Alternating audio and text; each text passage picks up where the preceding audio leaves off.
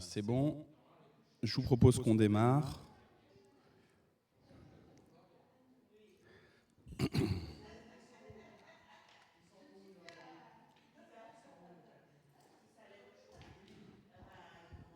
Ils sont partis un peu en vacances.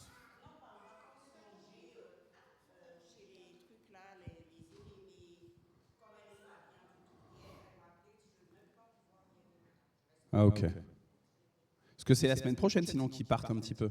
Ok. Parce que pour moi, c'était la semaine prochaine, mais comme sur les messages, j'ai vu qu'ils ne venaient pas. Hein. Du coup, ok. Mais tu peux avoir un café. Non, t'inquiète. Tu sais, dimanche, tu n'étais pas là dimanche, mais le temple était plein. Vraiment, il y avait du monde de partout. Et du coup, eh ben, il y a Tévi et Patrick qui faisaient des trajets pour prendre de l'eau, pour servir de l'eau, dehors, dedans, etc. Ils n'ont pas arrêté, ils ont été... tu parlais de serviteurs tout à l'heure, Jean-Pierre. Ils ont été vraiment au service et c'était indispensable. C'était indispensable. Il y avait... alors, on a mis en estimation basse 115, mais en fait, il y avait 90 personnes là dans le temple. Et il y avait beaucoup de monde dehors et il y avait tous les enfants qui étaient derrière. Eline est là, elle nous a fait une liturgie parfaite. Merci encore Eline pour dimanche. Et c'était moi qui prêchais. Ouais, c'était moi qui prêchais. Voilà, je vous propose qu'on démarre parce qu'aujourd'hui, on a des textes qui sont un petit peu longs. En particulier, donc le psaume du jour, il fait une quarantaine de versets. Le livre des Actes des Apôtres, c'est chapitre 16, c'est pareil, c'est aussi une quarantaine de versets. Ah, Lina, t'es contente, t'as retrouvé Anne, ça c'est cool. Vu que vous êtes copines toutes les deux, tu vois. Et donc du coup, je vous propose qu'on démarre tout de suite. Je vais juste prier et puis comme ça, on va lire le psaume sans tarder. Seigneur, tu es Alpha et Oméga. Tu es le commencement d'absolument toutes choses, de toute la création, mais aussi de tous les projets qui sont justes et bons.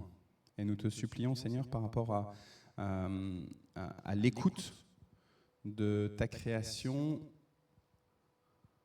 à l'égard de tes projets, Seigneur.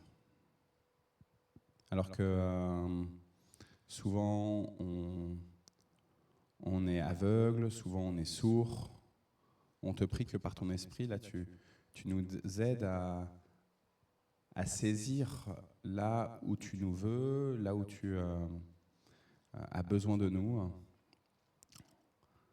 Nous te supplions parce que tu es aussi, on l'a dit tout à l'heure, Oméga, tu es la finalité, tu es le but de tout. Comme l'ont écrit nos pères, à toi la gloire seule. Alors dans les moments de doute, dans les moments d'angoisse, dans les moments de joie, dans les moments d'excitation, nous te remettons toutes nos existences et on proclame, oui, à toi la gloire. Béni sois-tu, toi le Père, toi le Fils, toi le Saint-Esprit. Amen. Anne, est-ce que tu veux bien démarrer avec le psaume? Je vais l'afficher.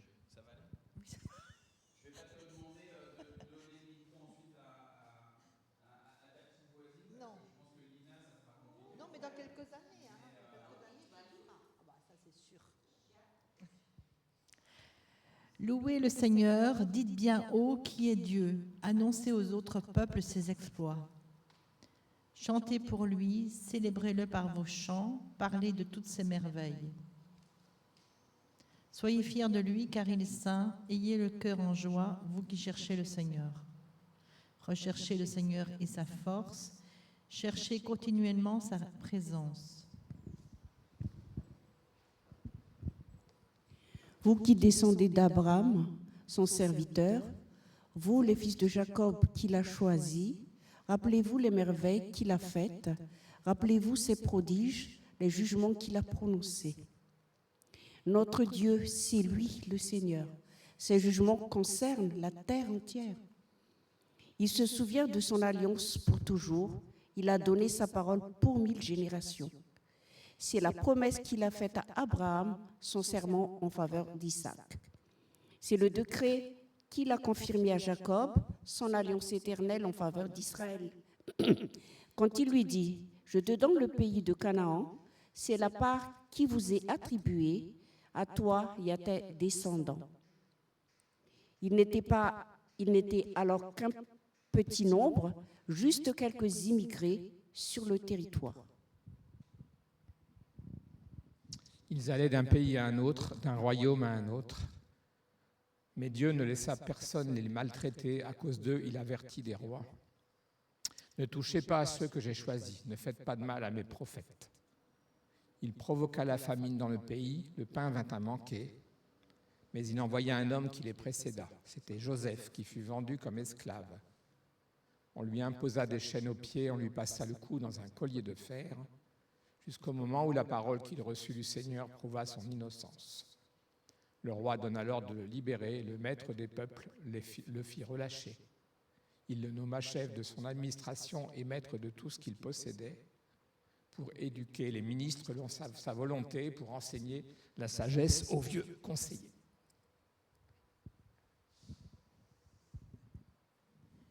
Alors Jacob vint en Égypte.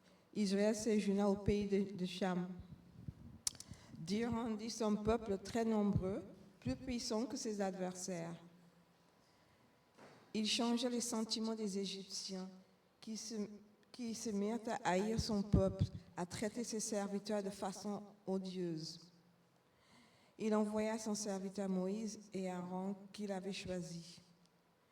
Chez les Égyptiens, tous deux accomplirent les signes impressionnants que Dieu les ordonnait. Au pays de Cham, ils firent des prodiges. Dieu fit venir l'obscurité et tout fut noyé dans la nuit, sans que personne s'oppose à sa parole. Il changea leur eau en sang et fit mourir les poissons. Le pays grouilla de grenouilles jusque dans les chambres de leur roi. Dieu parla et des mouches piquantes arrivèrent, des moustiques sur tout leur territoire. Au lieu de pluie, il envoya la grêle et la foudre qui mit le feu dans leur pays. Il détruisit les vignes et les figuiers, il cassa les arbres de leur territoire. Dieu parla et des sauterelles arrivèrent, des criquets pèlerins innombrables, qui dévorèrent toute la végétation de leur pays, qui dévorèrent tous les fruits de leur terre.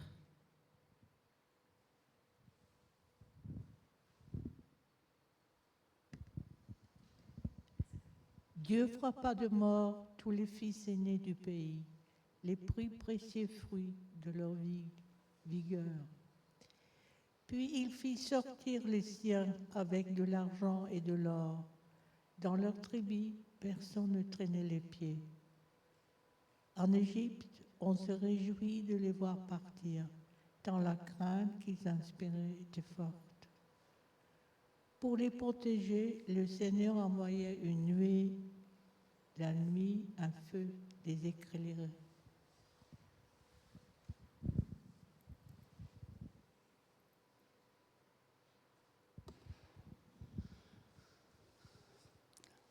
Lorsqu'ils demandèrent, il leur apporta des cailles et les rassasia de la nourriture des cieux.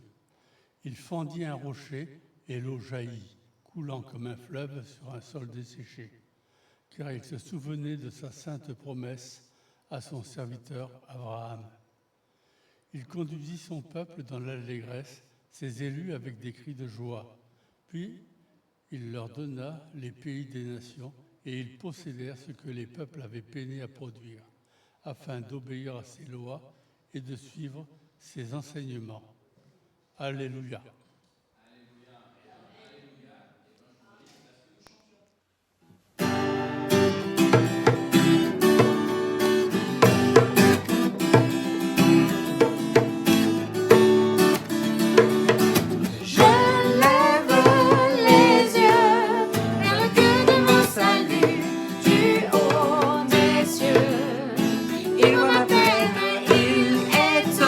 Sa main, quand la mienne se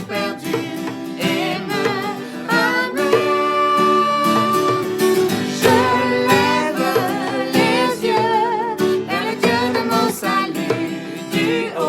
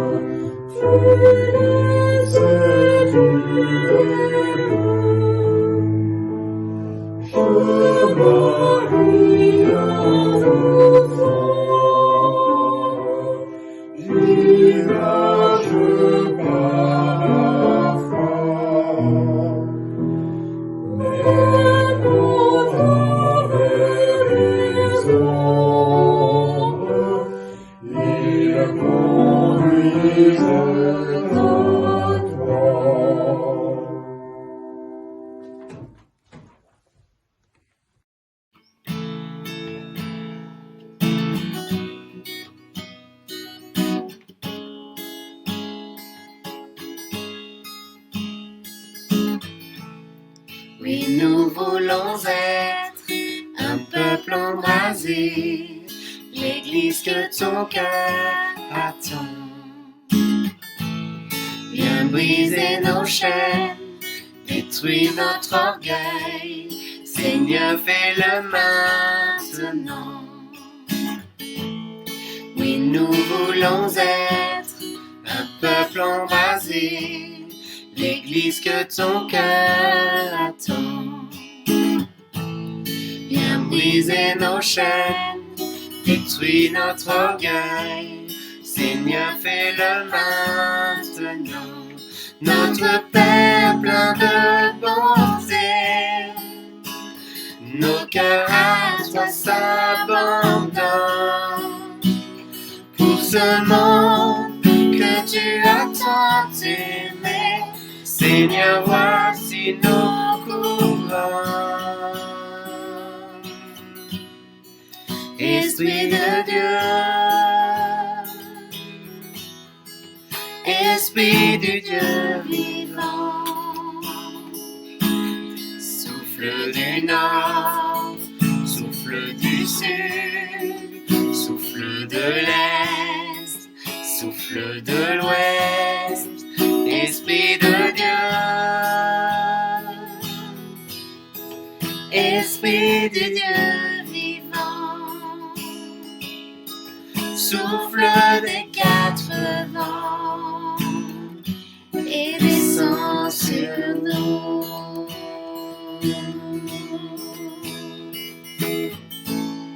Envoie ta puissance, rends-nous les témoins d'un royaume qui se répand. Fais brûler nos cœurs au sein des ténèbres comme un phare dans l'océan. Envoie ta puissance, rends-nous les témoins d'un royaume qui se répand. Fais brûler nos cœurs au sein des ténèbres comme un phare dans l'océan. Notre Père plein de bonté, Dieu de tendresse et de grâce, pour ce monde que tu as tant aimé, fais briller sur nous ta face. Esprit de Dieu, Esprit du Dieu vivant, souffle du nord, souffle du sud, souffle de l'est, souffle de l'ouest, Esprit de Dieu, Esprit du Dieu vivant, souffle des quatre vents et descend sur nous.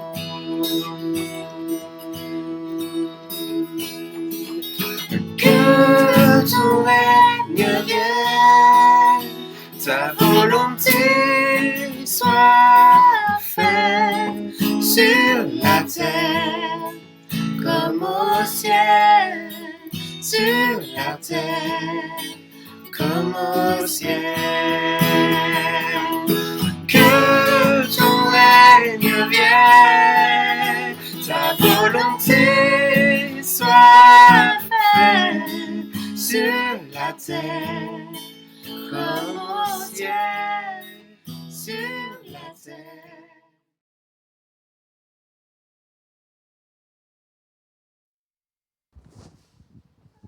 Alors, 46.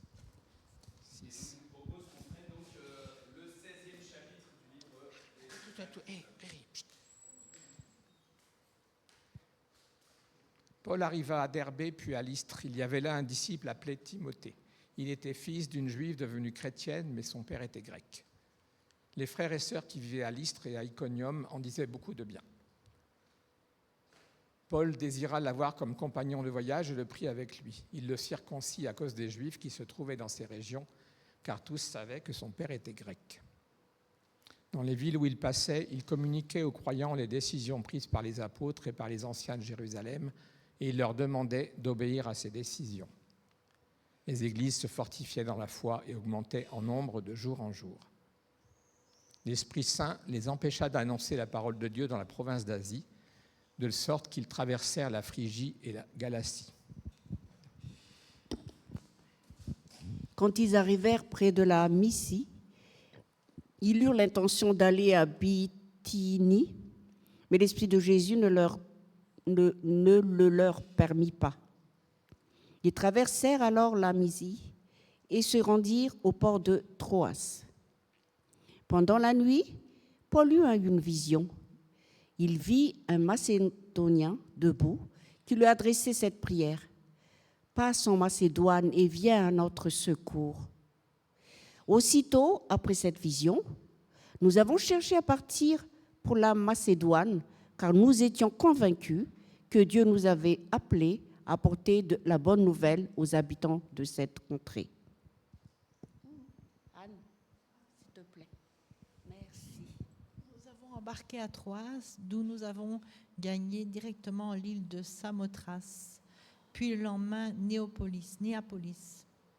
De là, nous sommes allés à Philippe, ville du premier district de la Macédoine et colonie romaine. Nous avons passé plusieurs jours dans cette ville. Le jour du sabbat, nous sommes sortis de la ville pour aller au bord de la rivière, où nous pensions trouver un lieu de prière. Nous nous sommes assis et nous avons parlé aux femmes qui étaient assemblées. L'une de ces femmes s'appelait Lydie, originaire de la ville de Thyatire. Elle était marchande de précieuses étoffes rouges et reconnaissait l'autorité de Dieu. Elle écoutait. Or, le Seigneur lui avait ouvert le cœur pour la rendre réceptive aux paroles de Paul.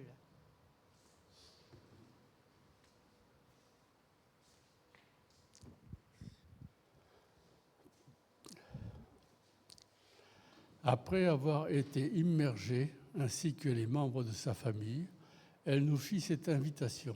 « Si vous estimez que je suis une femme fidèle au Seigneur, venez, demeurez dans ma maison. » Elle insista jusqu'à ce que nous acceptions. Un jour que nous nous rendions au lieu où le Minienne se réunissait, une servante vint à notre rencontre. Elle avait un esprit de serpent qui lui permettait de prédire l'avenir. Elle gagnait beaucoup d'argent pour ses propriétaires en pratiquant la divination. Elle se mit à suivre Shaoul et nous, en criant sans cesse, « Ces hommes sont des serviteurs de Dieu à Elion. Ils vous annoncent comment on peut être sauvé. » Un jour, après jour, elle fit cela. Mais Shaoul en fut si dérangé qu'il se retourna et dit à l'esprit, « Je t'ordonne au nom de Yeshua le Messie de sortir d'elle. » Et l'esprit sortit d'elle-même au même instant. Quand les propriétaires virent que tout espoir de gagner à nouveau de l'argent était parti, ils saisirent Shaoul et Sila et les traînèrent sur la place du marché devant les autorités. Les amenant au juge, ils dirent, « Ces hommes jettent le trouble dans notre ville. Ce sont des Juifs. Ils prônent des coutumes qui, pour nous, Romains, sont contre la loi, que nous ne pouvons ni accepter ni pratiquer. » La foule commença à s'insurger contre eux. Alors les juges, ayant fait arracher leurs vêtements, ordonnèrent qu'ils soient fouettés. Après leur avoir donné un grand nombre de coups, ils les jetèrent en prison en recommandant au geôlier qu'ils soient gardés sous étroite surveillance.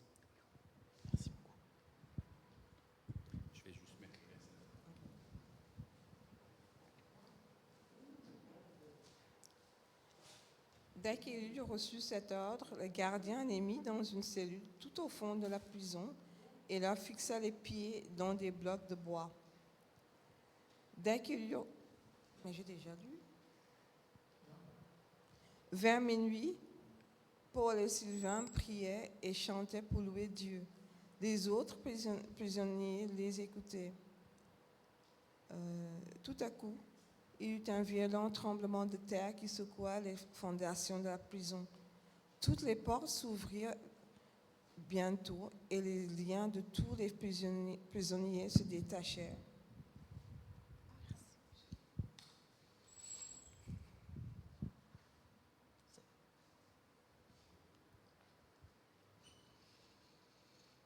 Le gardien se réveilla lorsqu'il vit que les portes de la prison étaient ouvertes. Il tira son épée pour se tuer, car il pensait que les prisonniers s'étaient enfuis. Mais Paul cria de toutes ses forces, « Ne te fais pas de mal, nous sommes tous ici. » Le gardien demanda de la lumière, se précipita dans la cellule et, tout tremblant de peur, se jeta aux pieds de Paul et de Sylvain.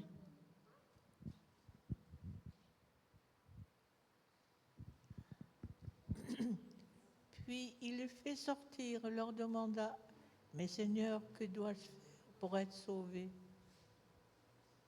Ils répondirent, « Crois au Seigneur Jésus et tu seras sauvé, toi et ta famille. » Et ils annoncèrent la parole du Seigneur à lui et à toutes les personnes qui étaient dans sa maison. Le gardien les amena à 7 heures même de la nuit pour laver leurs blessures.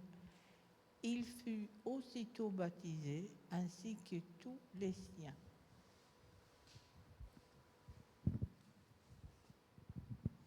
Il fit monter Paul et Sylvain chez lui et leur offrit à manger. Avec toute sa famille, il fut rempli de joie d'avoir cru en Dieu. Quand il fit jour, les magistrats romains envoyèrent des agents dire au gardien « Relâche ces gens ». Le gardien vint l'annoncer à Paul. Les magistrats ont envoyé l'ordre de vous relâcher. Vous pouvez donc sortir et vous en aller en paix. Mais Paul dit aux agents « Ils nous ont fait battre en public, sans que nous ayons été jugés régulièrement. Nous qui sommes citoyens romains. Puis ils nous ont jetés en prison. Et maintenant, ils veulent nous faire sortir en cachette ? Eh bien non, qu'ils viennent eux-mêmes nous libérer. » Les agents rapportèrent ces paroles aux magistrats de la ville. Et ce sire fut effrayé en apprenant que Paul et Sylvain étaient des citoyens romains. Ils vinrent donc leur présenter des excuses, puis ils les firent sortir de prison en les priant de quitter la ville. Une fois sortis de prison, Paul et Sylvain se rendirent chez Lydie après avoir vu les frères et les sœurs et les avoir encouragés. Ils partirent. Parole du Seigneur. Voilà, frères et sœurs, c'était un long passage, mais je pense qu'il est vraiment tellement intéressant. On est dans le second voyage missionnaire de Paul, et donc on voit que maintenant il a pris l'habitude, il est accompagné. Paul, il n'est pas seul. On démarre là ce récit des Actes chapitre 16. Paul, il est dans l'actuelle Turquie, en Asie mineure. Il est plutôt assez proche encore de la terre de Canaan. Il n'est pas très très loin, il est au nord-ouest de la terre de Canaan. On commence à être un petit peu dans les terres de l'actuelle Turquie, mais on n'est pas encore en pleine terre. On n'est pas encore non plus complètement à l'ouest de la Turquie, et on n'est pas non plus au nord de la Turquie. On est dans ce qui correspond à peu près globalement aujourd'hui au sud-est de la Turquie. Et Paul, il est là, il est accompagné. On voit qu'il est en train de se passer des choses assez extraordinaires. À chaque fois qu'on vient prêcher, eh ben, l'Église, elle grandit, l'Église, elle grossit. Il y a de plus en plus de disciples. Il y a des personnes qui viennent du judaïsme, il y a des personnes qui ne viennent pas du tout du judaïsme. Et on voit que ça crée déjà des petites tensions. Il y a cette personne qui s'appelle Timothée, qui lui est fils d'une femme juive qui s'est convertie à Christ. sa grand-mère s'est convertie aussi à Christ, mais son père, il n'est pas croyant. En tout cas, il n'est pas croyant dans le Dieu unique. Et du coup, déjà là, on sent qu'il y a des petites tensions. Est-ce que le métissage, il est accepté, notamment en lien avec quelle est notre foi? Pas seulement le métissage culturel. Je viens de Madagascar, je viens de Guyana, je viens du Congo, n'importe. Ou de Norvège. Pas seulement le métissage à partir de nos origines, ou les États-Unis, de nos origines culturelles, mais là aussi la question du métissage avec qu'est-ce qui fonde l'esprit même de chacun, le sens de notre existence. Pourquoi est-ce qu'on est ici sur Terre? Toute la question de la relation avec le pourquoi ici, mais du coup aussi avec la transcendance. Et pour moi, là, il y a déjà quelque chose d'extrêmement important, c'est comment le christianisme il vient troubler tout l'ordre établi, et en même temps, les chrétiennes et les chrétiens, on est appelés à avoir une attitude où on est attentif aux attentes des uns et des autres. Concrètement, Paul, il pense que la circoncision, il ne faut plus la pratiquer. Il pense qu'à partir du moment où on pratique la circoncision, alors qu'on est en Christ, c'est comme si on revient sous l'alliance d'Abraham et l'alliance de Moïse. Donc si on est en Christ et qu'on repratique la circoncision, on vient remettre une chape de plomb, une chape qui est la loi de Dieu. On vient mettre comme ça, écraser les personnes qui sont au-dessus de nous, en dessous de nous, pardon. On vient les recharger à nouveau. Et finalement, tout ce que Christ a fait sur la croix, c'est comme si c'était vain. Paul, il s'insurge dans la première aux Corinthiens sur la question de la circoncision. Odile, en Afrique, c'est encore l'habitude de circoncire ses enfants et ses fils. Pas ses enfants, ses fils. À Madagascar, l'Afrique, le continent africain, avec aussi la Grande Île. C'est encore l'habitude. Et il y a quelques semaines de cela, j'avais un échange avec une sœur de l'église, justement, qui, jeune maman, se demandait si elle devait faire circoncire son enfant ou pas. Parce qu'il y avait, au niveau de sa famille, une demande forte de dire « il faut que tu fasses circoncire ton fils ». Et du coup, je lui ai dit à cette sœur, je lui ai dit « écoute, Paul, sur la circoncision, il a une parole très claire où il dit « faut plus faire la circoncision ». 1 Corinthiens, c'est là-dessus qu'il faut se baser, plus de circoncision. Je dis « mais le même Paul, il va malgré tout, dans certaines situations, penser qu'il vaut mieux éviter un trouble à l'ordre public, et donc il vaut mieux malgré tout, dans certains cas précis, ne pas mettre d'obstacle entre Dieu et les êtres humains, et pour cela, il va circoncire Timothée. Je suis impressionné, juste Paul, il a fait une école, il a été auprès de Gamaliel, sauf qu'il n'a pas un titre de rabbin, Paul.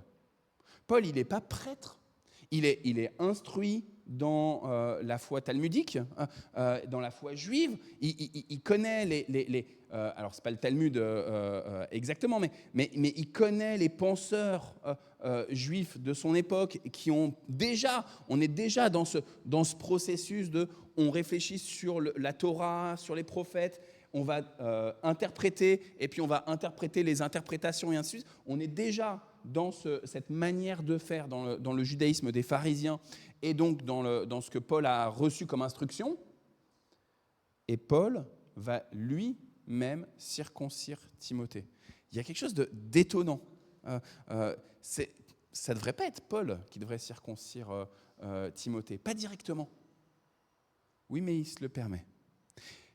Je repense au fait que, en tant que chrétienne et chrétien, on pourrait imaginer que celui qui baptise, c'est le pasteur, et le pasteur seul. Parce qu'il a reçu, dans l'ordre de l'Église, un appel particulier. Oui, mais en fait, c'est chaque chrétienne et chaque chrétien qui, si le cas arrive, doit pouvoir appeler toutes les nations à devenir disciples de Jésus. Et quand Jésus il donne sa grande mission à la fin de Matthieu, allez, faites de toutes les nations mes disciples, baptisez-les, évidemment qu'à ce moment-là, il s'adresse aux apôtres, mais en fait, il y a plus large que ça, c'est toute l'Église. Parce que sinon, on pourrait dire, il n'y a que les apôtres en tant que tels qui ont le droit de baptiser.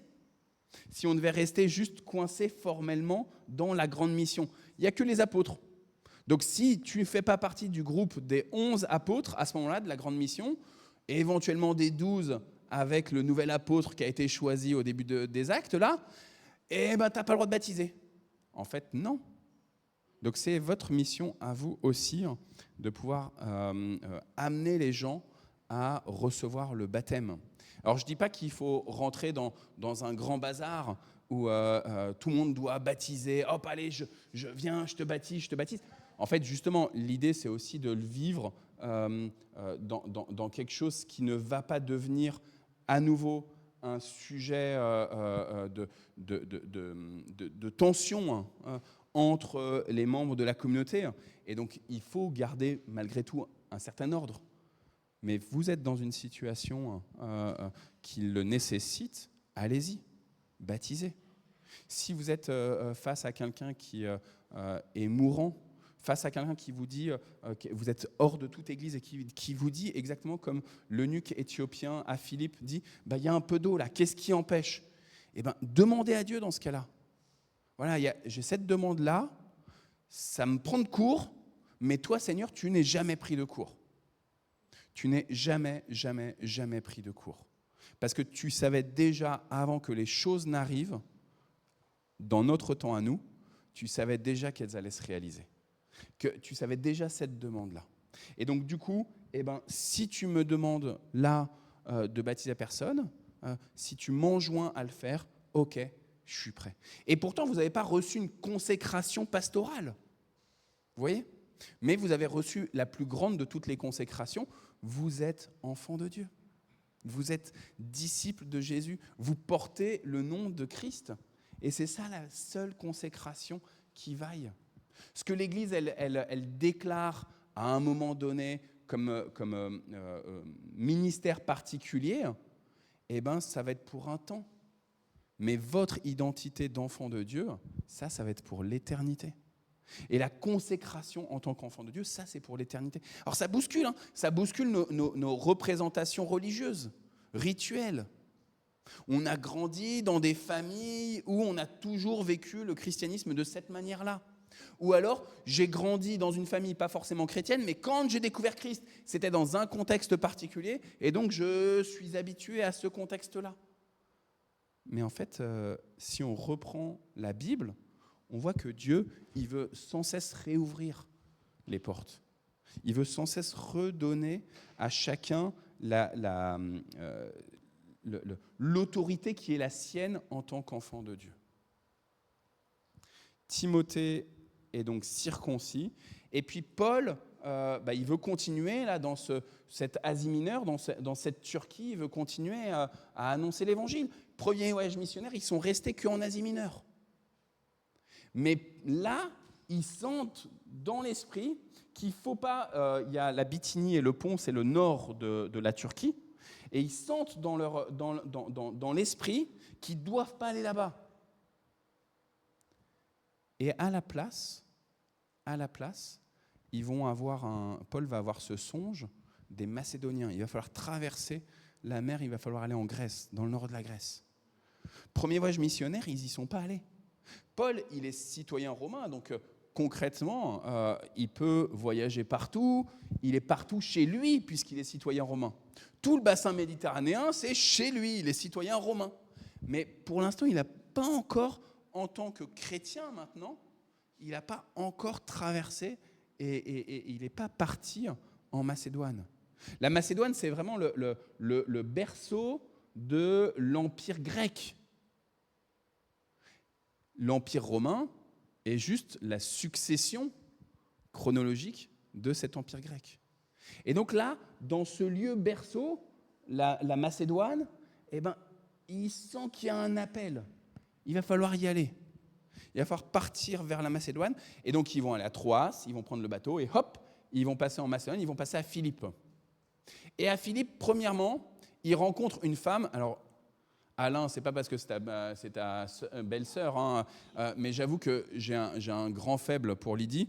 Je vais te dire tout de suite pourquoi. Vous le savez, vous en doutez, vu que dimanche dernier, on a célébré des baptêmes de petits-enfants. C'est parce que c'est le seul personnage qu'on utilise comme argument chez les pédobaptistes comme moi qui font des baptêmes de petits-enfants. C'est le seul personnage qu'on utilise pour dire « Regardez, c'est toute la famille de Lydie qui est baptisée, donc ça peut être aussi les enfants de la famille. » Alors vous avez bien entendu, hein, il n'y a pas marqué les enfants. Il y a marqué c'est toute sa maisonnée.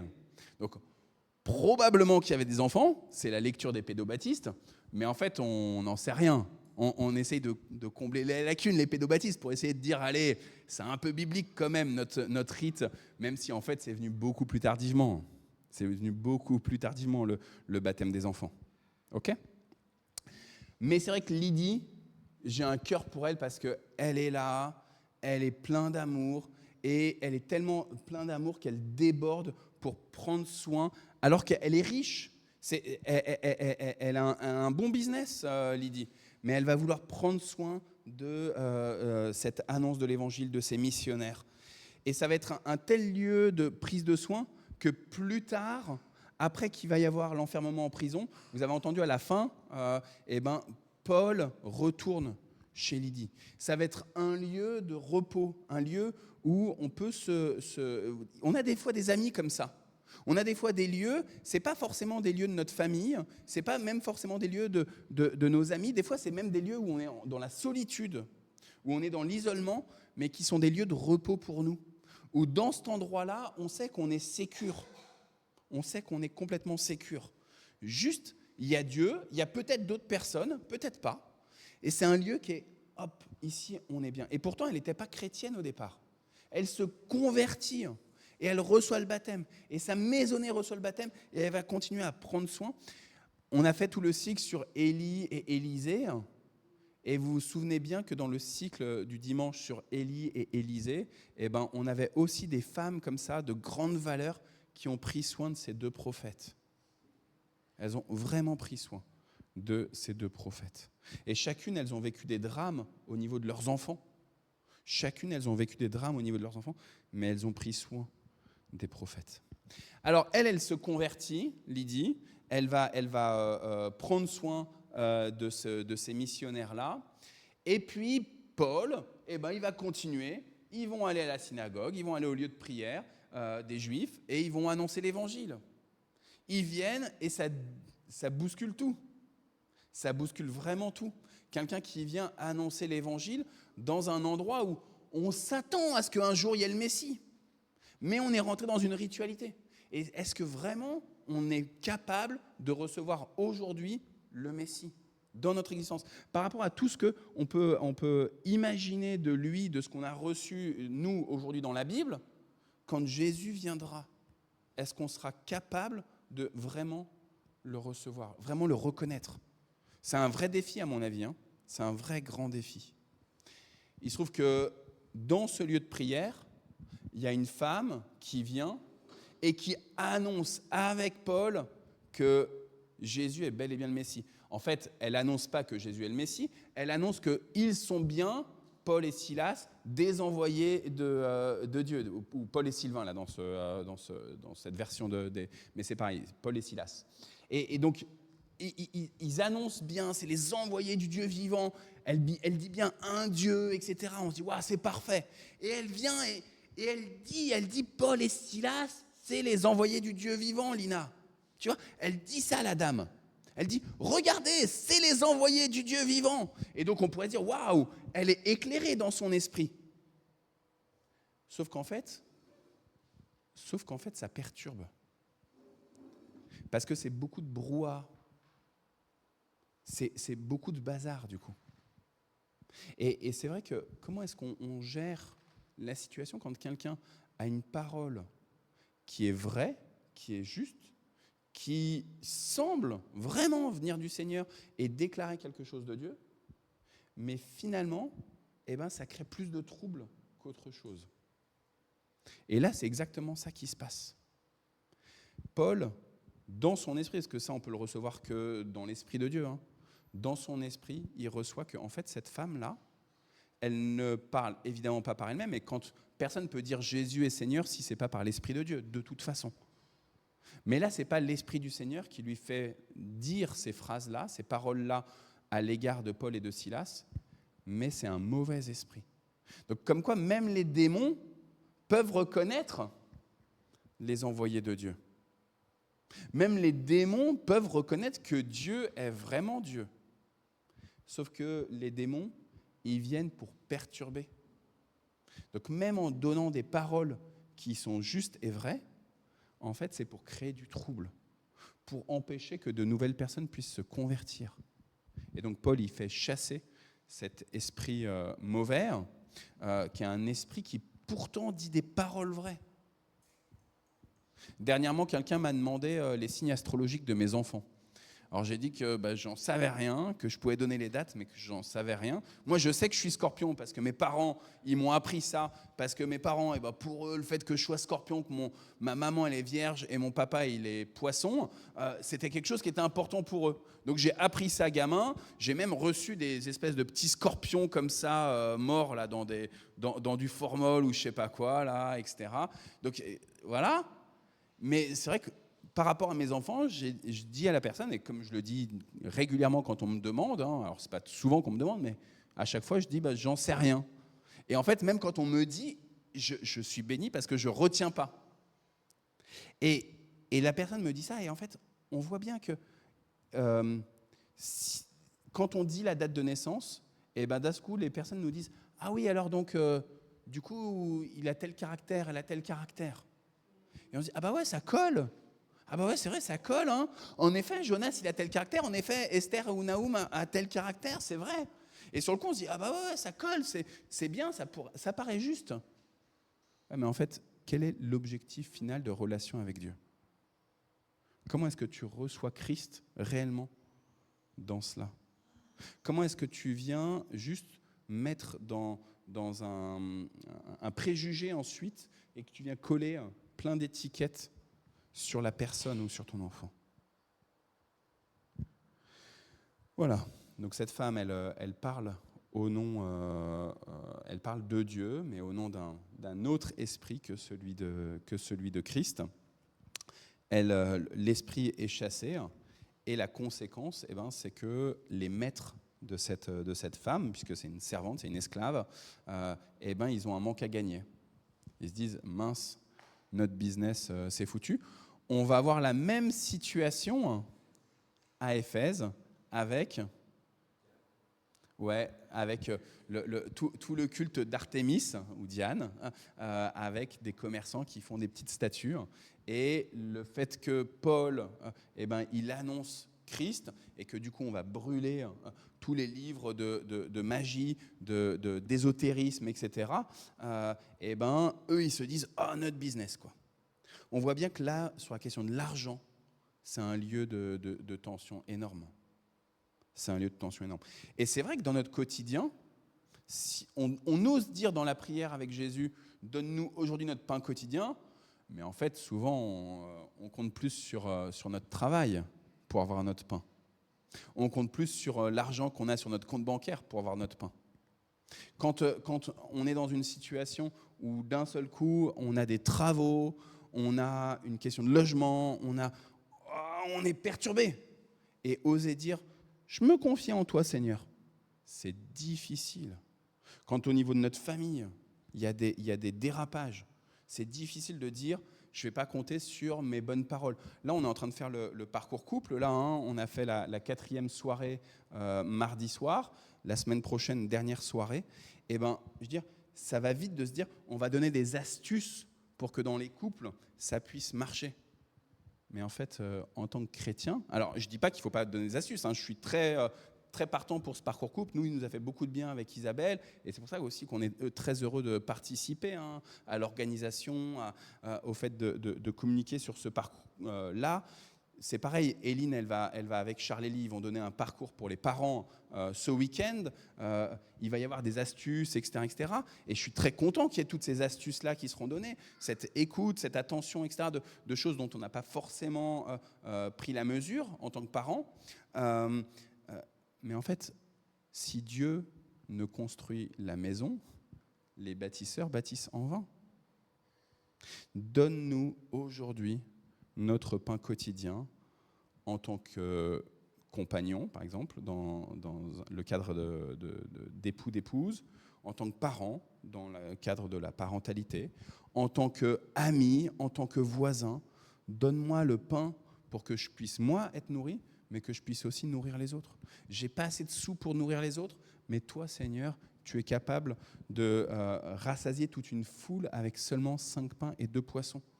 Donc, je sais que tu veux me les confier, ces 5 pains et 2 poissons. Permets que je puisse vraiment les utiliser, pas les garder juste pour moi, de manière égoïste et peureuse. Oh là là, si je partage mes 5 pains et mes 2 poissons, je ne pourrais pas moi-même vivre. Et merci Lina, parce que tout à l'heure, tu avais les petites cigarettes là, russes, là, comme ça, les petits biscuits, et tu as dit, est-ce que tu en veux, comme ça, tu as dit à quelques-uns. Et c'était chouette, tu vois, c'était vraiment chouette, parce que c'est toi qui m'as dit, j'ai faim, d'abord. Mais tu as été capable de te dire, je veux quand même partager. Même si j'ai faim, je veux quand même partager. Et Dieu, il veut vraiment nous permettre de partager les uns avec les autres. Alors, en tout cas, manque à gagner pour ces propriétaires de la servante, là, à Philippe.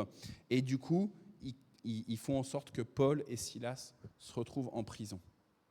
Et là, il y a le truc un peu bizarre. Toutes les portes de la prison vont s'ouvrir pendant la nuit. Et du coup, le gardien de prison, il se dit, j'ai pas fait mon boulot, je suis condamné, c'est foutu, donc je préfère me tuer moi-même. Et Paul, il aurait pu le laisser. Il aurait pu laisser le gardien se suicider. En fait, il y a des personnes autour de nous qui nous disent, je préfère mourir plutôt que vivre. Et on pourrait se dire, chacun sa vie, quoi.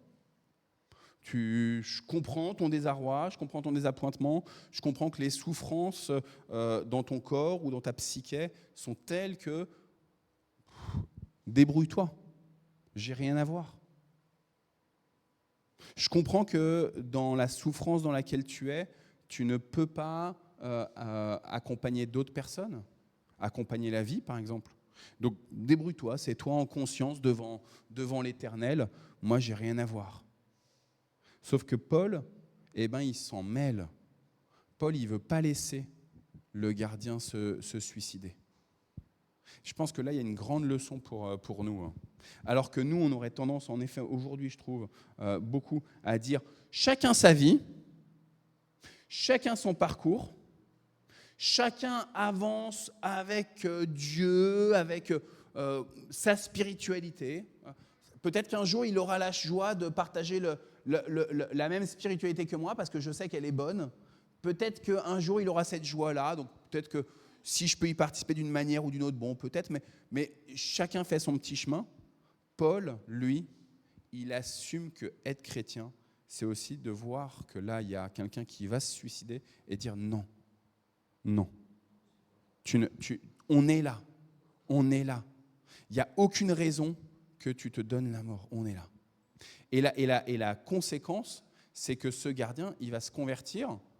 Alors moi, j'ai été impressionné parce que, je vous dis, Lydie, pour moi, c'est toujours l'argument qu'on utilise les pédobaptistes pour dire, il y a une personne qui se convertit à Christ avec sa famille. Et elle prend les eaux du baptême et tout le monde va prendre les eaux du baptême dans sa famille. Ce n'est pas juste une question de « j'accepte Christ », c'est vraiment une question de baptême avec Lydie. Sauf que là, on a le gardien de prison qui aussi, lui et sa famille se convertissent. Alors là, il y a moins la question de l'eau, mais il y a aussi cette question de la conversion. Et je trouve ça fort.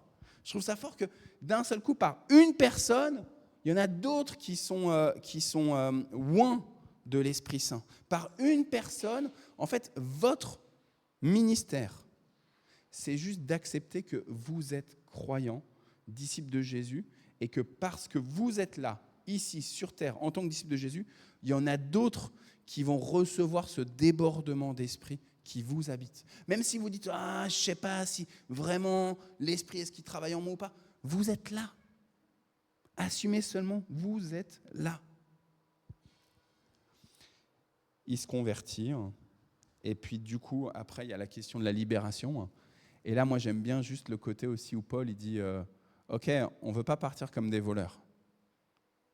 Vous nous avez enfermés de manière inique. Il n'y a pas eu de procès. on est citoyen romain, donc il ne l'avait jamais dit, hein, on est citoyen romain, vous avez mal agi à notre égard. À nouveau, hein, n'oubliez pas, c'est le berceau, on est en Macédoine, hein, c'est le berceau de l'Empire hellène. Hein, et vraiment là, il dit, maintenant il va falloir assumer, quoi. Les magistrats, vous les grands de ce monde, vous êtes heureux d'avoir comme ça une autorité dans votre ville, vous êtes heureux de passer dans les médias, dans les actualités, mais là, il va falloir assumer. Là. Il n'y a rien de voilé qui ne sera dévoilé. Et c'est magnifique là, ce que Paul, il oblige les magistrats à reconnaître leur tort, à reconnaître, nous avons, nous aussi, mal agi, nous avons péché. Ils sont effrayés par cela, mais pourtant, ils les sortent en présentant leurs excuses. Et puis, une fois qu'il y a tout ça, comme je vous le disais, Paul et Silas, ils retournent chez Lydie, parce que c'était dense, parce que c'était lourd. Parce que dans la prison, pour Paul et Silas et leurs compagnons, c'était pas tout rose. Hein. C'était pas une petite prison avec la télé et le petit-déj joli. Hein. Comme des fois, les médias semblent nous raconter l'état des prisons en France, ce qui n'est vraiment pas le cas en plus. Hein. C'est ça la réalité. Hein. Et malheureusement, souvent, on a tendance à croire l'inverse, que ouais, ils sont tout frais payés, hein, que tout va bien pour eux en prison, ils font ce que bon leur semble, etc. Non. C'est même en France, les conditions de détention, elles ne sont pas du tout idéales. Et évidemment, encore plus dans d'autres pays. Hein, mais voilà. Je m'arrête là, j'ai déjà été très long. Et j'ai vu que tu as noté plein de choses, Jean-Pierre.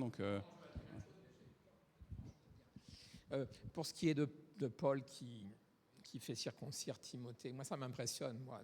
Moi qui suis né dans un truc très droit, c'est comme ça, c'est pas autrement. Et dans le Nord, on a étudié 1 Corinthiens et j'ai bien noté ce verset où Paul dit « Je me suis fait tout à tous ».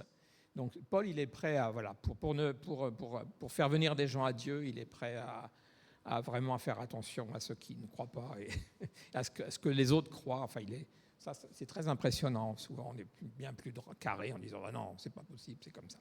Après, je te coupe juste parce qu'en plus souvent Paul, on le présente aujourd'hui. Oui, carré, ça rigole pas.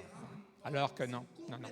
Et il y a Jérusalem aussi, avant qu'ils partent à Rome, c'est la même chose, ils vont au temple. C'est impressionnant parce qu'il a, surtout à la fin de sa vie, il n'a absolument pas besoin de tout ça. Après, pour le baptême, j'attends qu'Alain me donne la traduction de famille. Avant de prendre position, je voudrais qu'Alain me dise quel mot grec est employé pour famille, dans le cas de Lydie et du gardien de la prison. La deuxième chose que je voulais dire, c'est qu'on entend beaucoup de gens qui vous disent « Dieu, il n'y a plus de miracles aujourd'hui, il n'y en a plus besoin, il n'y en a plus ». Je suis désolé, Dieu, il n'a pas changé. Dans les Actes des Apôtres, il y a des miracles à toutes les pages, donc il n'y a pas de raison qu'on ne voit pas de miracle aujourd'hui. C'est le même Dieu. Ensuite, je ne dis pas que le baptême, c'est un truc léger, qu'il faut faire à la légère, mais quand je vois qu'on embête des jeunes personnes en leur disant qu'il faut une préparation de plusieurs mois, je suis désolé, mais des fois c'est années. Ouais. Mais là, tu crois en Dieu, écoute, sois baptisé. Il y a plein d'exemples. Tu as cité l'eunuque, il y a Lydie, il y a le gardien de la prison, il y a Corneille, enfin, il y en a toute une.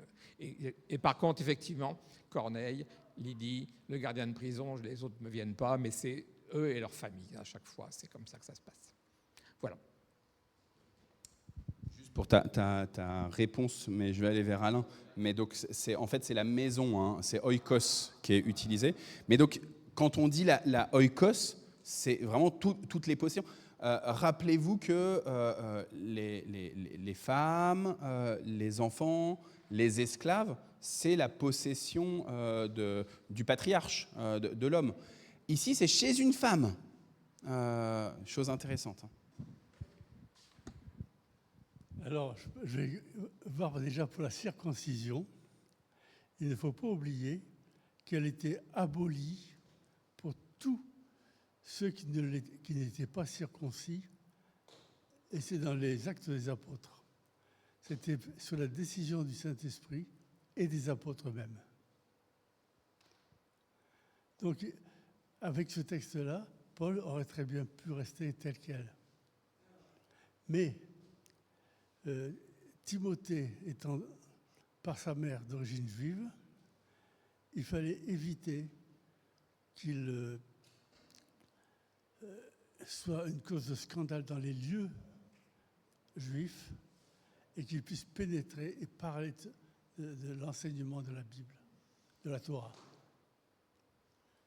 Par rapport à la question de Jean-Pierre sur la famille de Lydie et donc le boycott, comment toi tu l'as lu dans le passé, comment tu l'as interprété?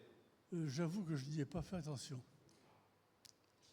Et que maintenant, du fait de nos pensées, nos risques de déménager complètement, j'ai tout mis dans des cartons. Et mes livres, je ne peux plus les utiliser.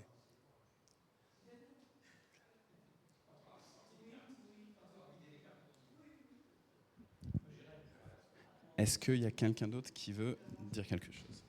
Moi, je repense, en tant que chrétienne, il faut faire beaucoup de discernement, hein, parce que je vois même, en parlant d'enfreindre la loi, Jésus lui-même, il l'a fait. Hein. Le jour du sabbat, il a guéri quelqu'un, il a fait des miracles. Lors de la femme aussi adultère, c'est lapidé, il ne l'a pas fait. Donc, on n'est pas Jésus, mais il faut faire preuve de discernement à chaque fois. Et voilà, comme ça a été Paul pour Timothée, pour la circoncision, parce que chez nous, un homme qui n'est pas circoncis, ce n'est pas un homme. Voilà, c'est tout. Et donc, je reprends juste Galates chapitre 2. 14 ans plus tard, c'est Paul qui parle, je suis de nouveau monté à Jérusalem avec Barnabas, j'ai également emmené Tite avec moi, j'y suis monté suite à une révélation, dans une réunion de prière privée que j'ai eue avec les personnes les plus influentes, je leur ai expliqué la bonne nouvelle que j'annonce à ceux qui ne sont pas juifs, donc aux Grecs. Je ne voulais pas que mon travail passé ou présent s'avère inutile. Eh bien, Tite, mon compagnon dans la foi, qui est grec, n'a même pas été obligé de se faire circoncire, malgré les faux frères et sœurs qui s'étaient mêlés à nous. Ces gens s'étaient glissés dans notre groupe pour espionner la liberté qui nous vient de Jésus-Christ et qui nous rend esclaves. Et ils voulaient nous rendre esclaves, en fait. Et pas un seul instant nous leur avons cédé afin de maintenir pour vous la vérité de la bonne nouvelle. Et donc là, c'est intéressant que Paul, face aussi à des demandes que Tite soit circoncis, et ben là, il n'a pas cédé. Donc, en fait, il faut vraiment réussir à se faire tout à tous, le tout dans l'action de l'Esprit Saint. Comment on entend l'Esprit Saint nous dire, ok, bah là, tu vas faire, là, tout en restant vrai, tout en restant authentique par rapport à l'évangile de Jésus-Christ. Il ne faut pas être trop carré. Moi, j'ai eu 2 fois les baptêmes, parce que j'ai eu petite fille catholique, et puis j'ai été obligée d'être baptisée parce que mes parents se sont baptisés, mais moi j'étais chrétienne, je connaissais le Seigneur. Mais au bout du compte, quelque part, c'est pas écouté non plus. Moi, on m'a pas trop demandé si, bon, forcément j'étais chrétienne, donc fallait que je me fasse baptiser, et puis voilà, c'était comme ça.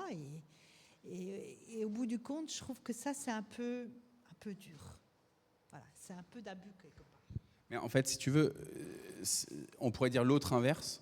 Moi qui suis pédobaptiste, qui reconnais le baptême des bébés, ma position quand j'ai un adulte qui me dit voilà, je voudrais recevoir le baptême, et quand je discute et que j'apprends que la personne a été baptisée, de manière systématique, je dis bah écoute, nous on ne reconnaît qu'un seul baptême, donc du coup tu es déjà enfant de Dieu, tu as déjà été adopté, donc on ne va pas refaire un baptême. Il n'y a pas besoin de refaire un baptême alors que tu en as déjà eu un. Sauf que la personne, elle demande, tu vois, parce que dans son cœur, elle ressent de la part de Dieu qu'elle doit repasser par les eaux. Et en fait, tu vois, l'autre inverse, c'est des fois d'être trop rigide en disant « Ah non, moi je reconnais qu'un baptême, donc pas de rebaptême ». En général, je dis on peut prendre un temps d'imposition des mains, de prière, etc. Donc en effet, jusqu'à présent, j'ai jamais j'ai jamais accepté de rebaptiser, ou de baptiser. Je pourrais faire ça, ouais. Ouais, c'est vrai. En tout cas, c'est vrai que pour moi, ça me questionne aussi, tu vois. Comment des fois on est trop rigide dans un sens. T'as été baptisé bébé, non, on reconnaît pas. On veut que des baptêmes de confessants, donc il faut que tu sois baptisé, parce pour nous, t'as jamais été baptisé. Ou à l'inverse, dire non, tu as été baptisé bébé, donc on coûte que coûte et point final. Et donc dans notre tradition d'église, c'est la règle de l'église qui s'applique et point final. Et en fait, c'est la règle de Dieu. Et Dieu, il vient parler dans les cœurs. Alors, il vient parler dans l'église, hein, mais il y a des fois où il faut qu'on réussisse à être un petit peu souple. Voilà. Est-ce qu'il y a quelqu'un d'autre qui veut dire quelque chose par rapport à ce qui s'est passé à Philippe, par rapport à ce qui s'est passé à Troas, par rapport à ce qui s'est passé avec Timothée, avec Lydie, avec... Tu nous parles de la Lydie de la Bible ou de ta belle-sœur ? De la Bible. Elle était marchande de pourpre. Or, il y a un texte de l'apôtre Paul qui veut que la femme n'ait pas d'autorité sur l'homme. Ça, c'est la traduction usuelle. Mais j'ai regardé le mot grec pour désigner le mari. Eh bien, c'est exactement le même mot, dans les deux sens. Or, si Lydie, elle commandait des hommes, elle allait en opposition à ce que disait Paul. Or, qu'ils soient esclaves ou qu'ils soient des employés, c'était des hommes qui n'étaient pas son mari, mais le terme mari, c'est le même que celui qui est décrit par homme, habituellement.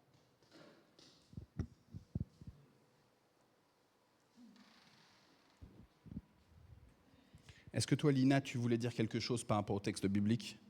Ou quelque chose que tu as sur le cœur à nous donner de la part de Dieu ? Ah, vas-y, Liv. Choisi par Dieu, revenez sans cesse, le peuple juif, un tel, sans arrêt. Ils n'ont pas oublié, les Juifs. Bon, ils font des bêtises pour ne pas dire autre chose. Mais cela a été dit. Et ça a été oublié, ça. Hein. Ou on n'a pas voulu le savoir. J'ai une amie catholique, je lui ai dit, mais c'est le peuple choisi de Dieu. Quoi ? Profondément catholique. Hein? Non, elle ne reconnaissait pas. C'est curieux tout ça.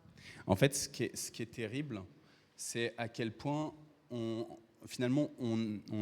juge que les autres, ils ont fait de tels péchés que forcément Dieu, il ne peut que les avoir rejetés. C'est-à-dire que les péchés du peuple juif, ils sont là, tu vois. Ils ont été là et ils sont encore là et plus tard il y en aura encore, tu vois. Et sauf que ce qu'on découvre de Dieu dans l'ensemble de la Bible, de la Genèse à l'Apocalypse, c'est que Dieu, malgré le péché, il revient sans cesse au fait de s'être lié aux individus, de s'être lié à des peuples particuliers. Et en fait, souvent, tu vois, ce qu'il y a derrière de pourquoi est-ce qu'on pourrait imaginer que Dieu n'est plus lié aux Juifs, au peuple juif, c'est la question du fait qu'ils ont tué Jésus. Et donc, pendant toute l'histoire du christianisme, les chrétiens, ils ont dit, ça c'est le peuple qui a tué Dieu, c'est le peuple déicide. Et donc c'est impardonnable. C'est impardonnable. Et en fait, comment est-ce qu'on apprend nous-mêmes que Dieu, il est capable de pardonner même le fait d'avoir voulu sa mort. Et du coup, comment est-ce qu'on accepte nous-mêmes, vraiment profondément, qu'en réalité, dans notre quotidien, régulièrement, soit on veut la mort de Dieu, soit on fait comme si Dieu était mort. Quand on n'invoque jamais Dieu pour notre consolation, pour la clarté de notre chemin, en fait, on fait comme si Dieu n'existait pas, comme si Dieu était mort. Et comment est-ce qu'on doit spirituellement travailler à dire non, Dieu, tu n'es pas mort, tu es un Dieu vivant, tu es un Dieu de vie. Et donc j'ai confiance en toi que tu vas éclairer ma route, parce que tu es vraiment la route. Et donc, tu vois, comment on regarde le peuple juif en disant non, oui, c'est inacceptable, c'est impardonnable. Là, il n'y a pas très longtemps, tu vois, j'ai quelqu'un qui, au téléphone, me parlait à propos d'un décès dans sa famille et m'a dit, au sein de cette famille-là, ce qui s'est passé, c'est impardonnable. C'est impardonnable. Vraiment, on ne peut pas accepter ce qui s'est passé. Et donc, du coup, il y a une tension dans la famille, une division qui fait qu'avec le décès là, de la personne, les gens ne sont même pas venus pour les obsèques. En disant non, là, il y a eu un truc qui s'est passé, et donc, hop, impardonnable. Maintenant, tu pars, on veut plus rien savoir. On veut plus rien savoir. Et c'est terrible parce qu'en fait, nous, en tant que chrétiens, on devrait sans cesse se dire tout peut être pardonné. Tout peut être pardonné. Tu vois ? Et le déicide, en plus, il le fallait justement pour que tout puisse être pardonné. Tu vois ? Pour que tout puisse être... Voilà. Mais du coup, tu vois, comment est-ce que je reçois ça du peuple juif, de l'alliance de Dieu avec un peuple, et comment je reçois ça pour moi-même personnellement ? Comment est-ce que j'accepte au quotidien que Dieu a décidé de se lier à moi, même si je fais bêtise sur bêtise sur bêtise ? Et que ça ne veut pas dire qu'il faut dire ouais, c'est pas grave mes bêtises. Mais Dieu s'est lié à moi et c'est plus fort. L'alliance de Dieu, elle est plus forte que mes bêtises. Le choix de Dieu de m'avoir adopté, c'est plus fort que n'importe quoi. On dit ça que à l'époque romaine, quand quelqu'un adoptait, tu pouvais jamais revenir dessus. Alors que quand tu avais ton propre enfant biologique, tu pouvais le déshériter. En fait, il fallait à un moment donné passer par un passage d'adoption, de reconnaissance officielle. Même si c'était ton enfant biologique, tu vois. Mais pas de reconnaissance d'aller à la mairie, tu vois. De dire, je l'adopte pleinement. Et en fait, cette adoption, ça pouvait être pour n'importe qui. On pouvait dire, tiens, moi je décide d'adopter Lina, alors qu'on n'a rien à voir biologiquement, tu vois. Par contre, une fois qu'il y avait une adoption qui était faite, personne ne pouvait revenir dessus. Personne ne pouvait revenir dessus. Alain, tu veux dire un truc, et puis après Anne. Et puis après, je pense qu'on va se... Disons que l'évangile, il doit être prêché dans toutes les nations, dans tous les peuples et dans toutes les langues. Chose qui est pratiquement faite maintenant. Le retour d'Israël dans son pays est prévu aussi. Et c'est un reste réchappé de massacre. C'est pas moi qui l'ai écrit, c'est Ézéchiel, chapitre 38. Mais au moment de retour, les peuples viendront pour exterminer Israël revenu. Cependant, le Seigneur lui-même va envoyer sur son peuple son esprit de grâce et de supplication, et tous se repentiront. Et c'est là que le Seigneur va arriver avec les anges pour détruire toutes ces armées.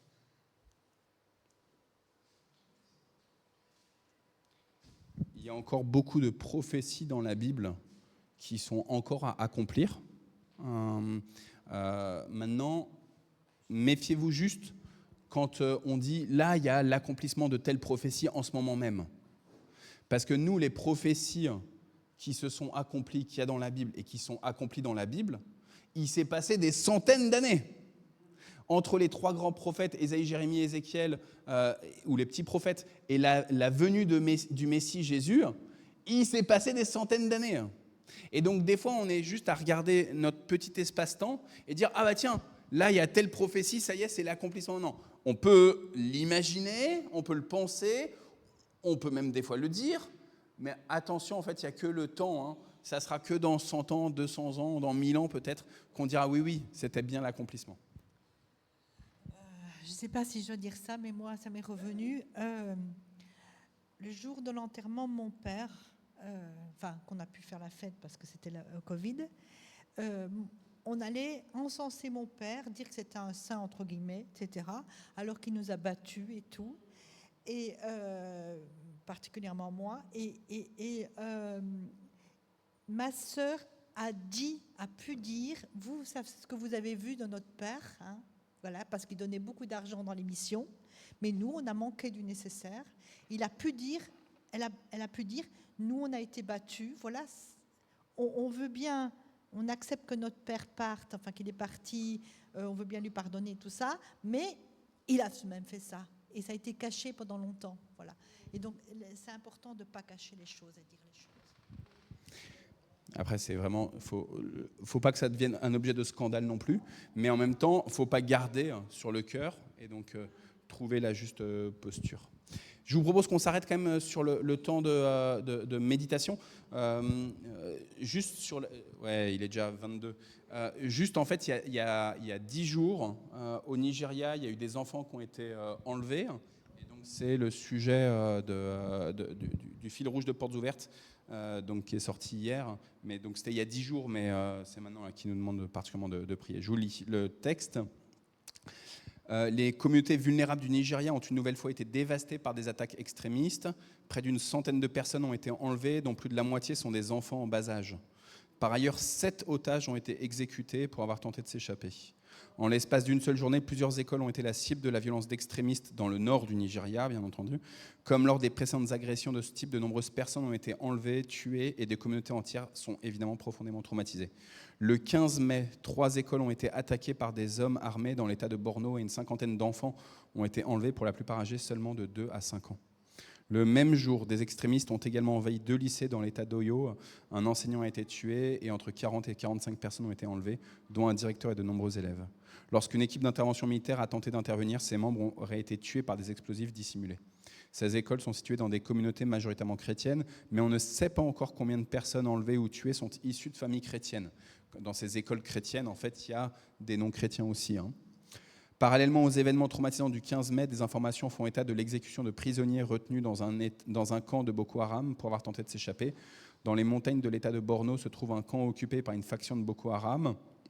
Selon Sahara Reporters, ce camp détient actuellement plus de 400 captifs. Le 12 mai, lorsque 7 prisonniers ont tenté de s'enfuir, ils auraient été décapités devant les autres prisonniers afin de les dissuader de tenter la même chose.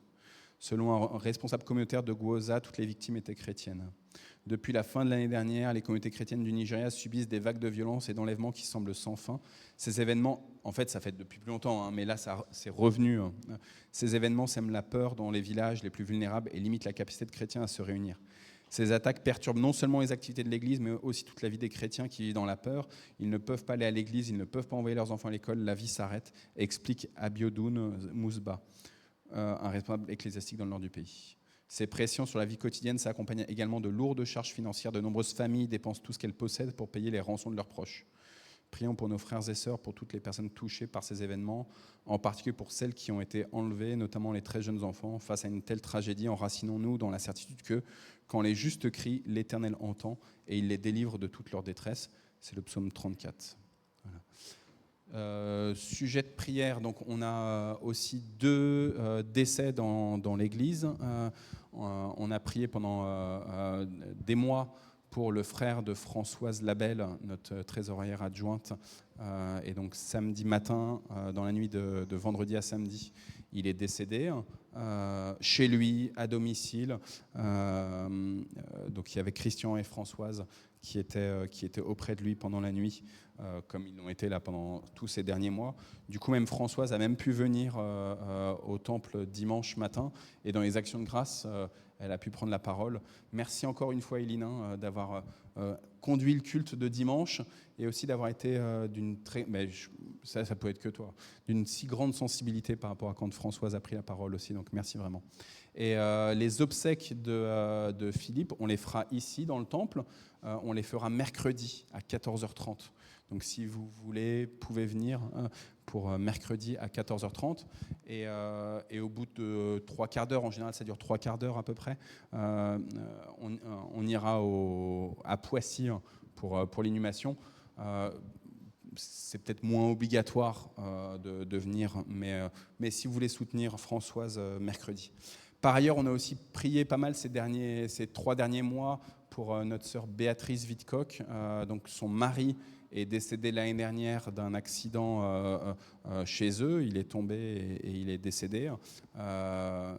Et donc là, elle avait développé depuis 3 mois un cancer du pancréas et elle vient de partir lundi après-midi. Et donc là, les obsèques, c'est lundi prochain. C'est à 14h30 aussi, mais cette fois-ci, non pas ici dans le temple, mais au cimetière de Gassicourt. Et après le service au cimetière de Gassicourt, on viendra ici, dans le temple, à 15h30, pour un culte d'action de grâce. Donc on va faire comme on avait fait pour Patrick, par exemple, d'abord l'inhumation, et après la cérémonie d'action de grâce, comme on avait fait pour mon papa aussi, on fait pareil là. C'est une vieille pratique protestante de d'abord déposer le corps et ensuite juste de pouvoir être libéré du corps pour pouvoir dire merci à Dieu de qui était la personne et de pouvoir être plus disponible aussi pour entendre la parole de Dieu que focus sur le cercueil. Donc voilà, merci de prier pour les familles endeuillées de Philippe et de Béatrice. Voilà. Est-ce qu'il y a d'autres sujets de prière? Vas-y, dis-moi. Comme ça, je vais le dire pour que ça aille plus vite.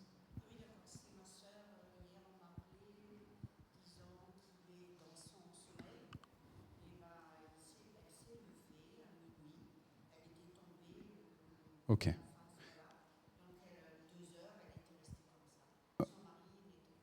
Dis-nous le prénom de ta sœur si tu veux. Lalao. Donc je dis pour que tout le monde entende bien. Donc la sœur d'Anta, Lalao, et Bruno, son mari.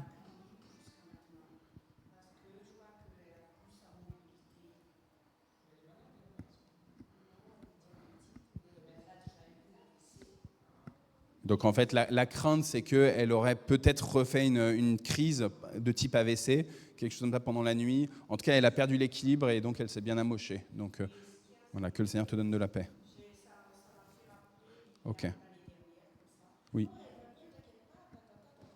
Et en fait, finalement, elle est partie après. Donc ça, c'est son autre sœur, Anta. C'était l'année dernière? Ok. Ouais. Tu en as eu quand même beaucoup de décès. Ton frère, c'était l'année dernière? C'était il y a 2 ans? Il était décédé en 2024, mais ouais, t'en as eu beaucoup. Donc on prie vraiment pour ta sœur là-haut. Ok. D'autres sujets?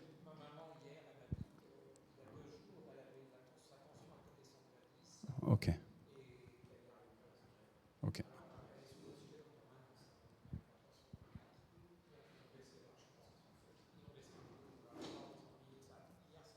Ok. Avec la chaleur aussi, tout ça. Donc la maman de Jean-Pierre, donc qui est bien âgée, qui approche des 100 ans. Voilà. Mais du coup, là, la question de la tension, et du coup, comment ça fait paniquer. Quand on voit qu'on a le cœur qui palpite un peu trop, ça nous fait paniquer, et du coup, en fait, ça aide pas à réguler, etc. Ok. Et en plus, ça n'arrive pas à respirer. Ok. Alain, je me permets juste, histoire que tout le monde soit bien au courant, puisqu'on a beaucoup prié pour ça. Donc, la semaine dernière, vous êtes allés avec Nicole et Lydie dans le Nord pour aller voir un appartement qui semble tout correspondre à ce qui comble vos besoins. Pas forcément vos envies, mais vos besoins. Et sauf qu'en arrivant là-bas, vendredi, finalement, il y a des fuites dans l'appartement, qui est pourtant neuf. Et donc, du coup, vous n'avez pas pu signer, finalement. Mais on espère qu'il y a des travaux qui soient faits rapidement pour que vous puissiez, malgré tout, signer rapidement et puis faire le déménagement dans le Nord.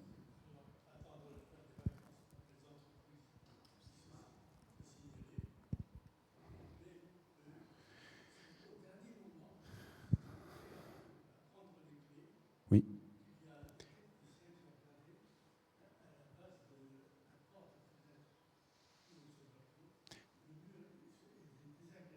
Ouais.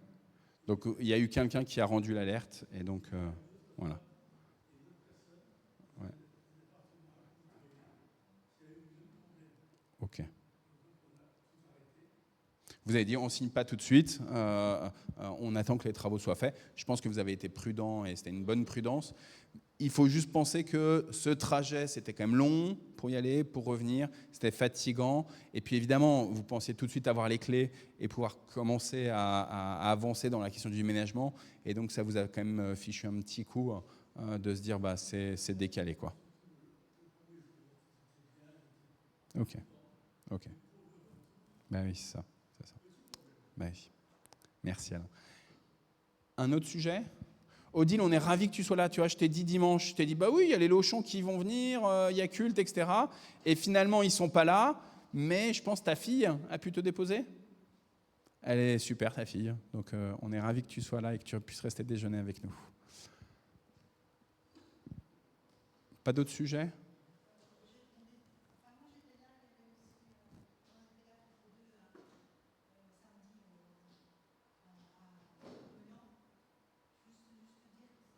Donc, samedi, il y avait à l'église libre de Meulan, il y avait un chrétien yéménite qui est venu. Ouais. Ben, peut-être au moment du repas, tu peux nous parler un petit peu de ce que tu as vécu, etc. Ouais, je pense que ça, vous pourrez nous témoigner aussi pour nous encourager. Je vous propose qu'on prie parce qu'il est déjà 30. On est vraiment en train d'exploser. Peut-être qu'au lieu que je vous passe le micro, on prend un temps, voilà, comme ça, juste silence. Si vous sentez d'élever la voix, vous élevez la voix. Et puis je clôture avec le Notre Père. Ça vous va comme ça ?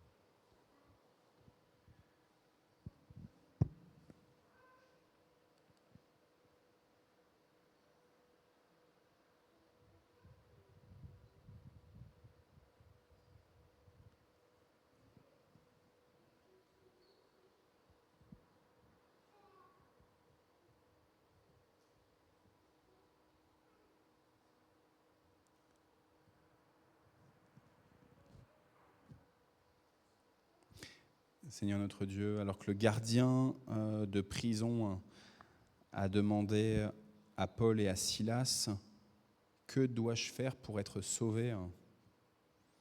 Nous te bénissons de cette parole de nos ancêtres dans la foi. Crois au Seigneur Jésus et tu seras sauvé, toi et ta famille.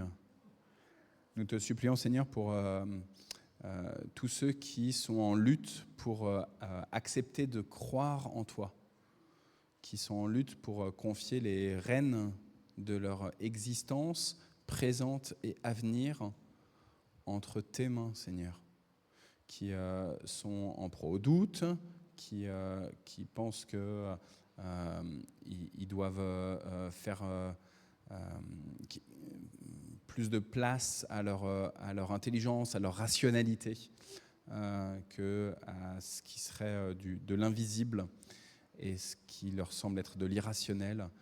Nous te supplions, Seigneur, pour chacun qui lutte avec toi, et nous croyons que tu es celui qui, dans le cadre des luttes, vient se révéler. Alors nous te prions pour toutes les épreuves de nos frères et de nos sœurs. Permets que ces épreuves ne les fassent pas tomber, ne les fassent pas s'éloigner de toi, mais qu'au contraire, ça puisse renforcer leur conscientisation de ta présence, Seigneur. Seigneur, tu es saint, ta gloire est immense, et nous croyons que tu aimes profondément ta création. Alors merci pour ce temps particulier que nous vivons, merci pour les sujets qui ont été mentionnés, et merci pour tous ceux qui sont encore dans nos cœurs et qu'on n'a pas voulu mentionner devant les frères et les sœurs, mais que toi, tu as parfaitement entendu, Seigneur. Béni sois-tu, Seigneur, d'être si fidèle. Et nous te prions avec les mots que Jésus nous a enseignés. Notre Père qui es aux cieux, que ton nom soit sanctifié, que ton règne vienne, que ta volonté soit faite sur la terre comme au ciel. Donne-nous aujourd'hui notre pain de ce jour. Pardonne-nous nos offenses, comme nous pardonnons aussi à ceux qui nous ont offensés. Et ne nous laisse pas entrer en tentation, mais délivre-nous du mal, car c'est à toi qu'appartiennent le règne, la puissance et la gloire pour les siècles des siècles. Amen.